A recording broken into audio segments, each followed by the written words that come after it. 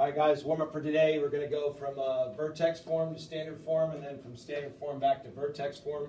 We need this so that we can look at horizontal and vertical parabolas. We'll talk about those types of graphs. So in order to do this, if I'm going from vertex form and I want it in standard form, we got to make sure that we have it in ax squared plus bx plus c. This right here is a. There is a b there. That would be a c value, which is your horizontal shift, and this is your vertical shift. So we want to change it from the vertex form that we have here, and we want to put it into the standard form that we've got. So I know that I'm going to take the -3 and the -5, and I'm going to bring it down. But first I want to make sure I write this appropriately. It's going to be -3, x minus 4, twice, because the square means you write it twice. And now what I'm going to use is box method like I did with complex numbers, except instead of I, we have x. So I've got my little box. I'm going to work right here. X minus 4, x minus 4. This gets me x squared minus 4x minus 4x. Gives me 16. I'm going to go ahead and get my peanut, which is my like terms. It's going to give me -8x. So what I've got is I'm going to take this -3 and bring it down. I've got my trinomial, which is going to be x squared minus 8x plus 16 minus 5. From here, I want to make sure that I use distributive property into the three numbers. And that's going to give me -3 x squared plus 24x minus 48 minus 5. From there, I'm going to combine like terms, which are right here.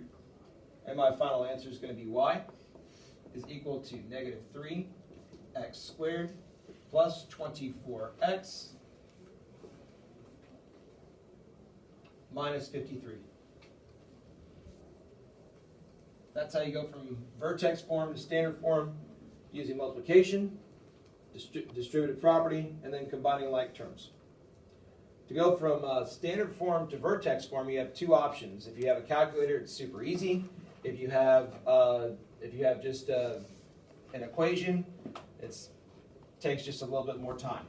So in order to get from standard form to vertex form, you have to first find the vertex. So the vertex is found by the equation x is equal to -b over 2a. This finds your axis of symmetry, which the vertex is located on that axis of symmetry because it cuts this quadratic in half, or this parabola in half. So we're going to take the b value. So I've got x. We're looking for our x value. X is equal to -b over 2a. b is -12, so that's -12 over 2 times -3, and that's going to get me 12 over -6, which gets me -2. So I know that -2 is my x-coordinate of my vertex.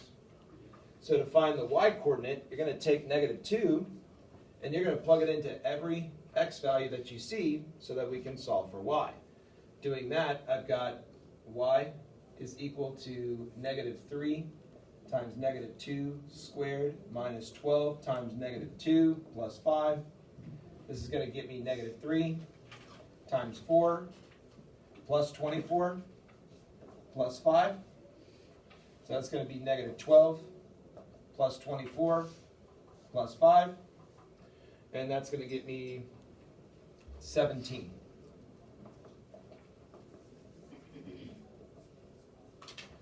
So if I'm going to go from standard form to vertex form, I've found my vertex right here. I know that the a value is going to be the same with vertex form and with standard form, so I'm going to carry this -3 in the final answer. So y is equal to -3. Open your parentheses, x. The x value of your vertex is going to be the opposite, so we have a -2 for the vertex. We're going to say +2. You're going to square it because we are dealing with a quadratic. And then our shift was up 17 units, so I'm going to put a plus 17.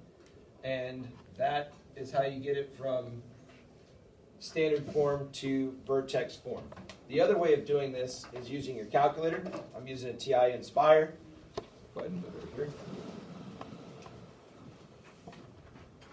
And what I'm going to do is I'm going to take the equation negative 3x squared minus 12x plus 5. Find this graph. Okay, I want to be able to see the things, so I'm going to go ahead and zoom out a little bit. Menu 4 to zoom things out. Okay, and one more time so I can see it a little bit better.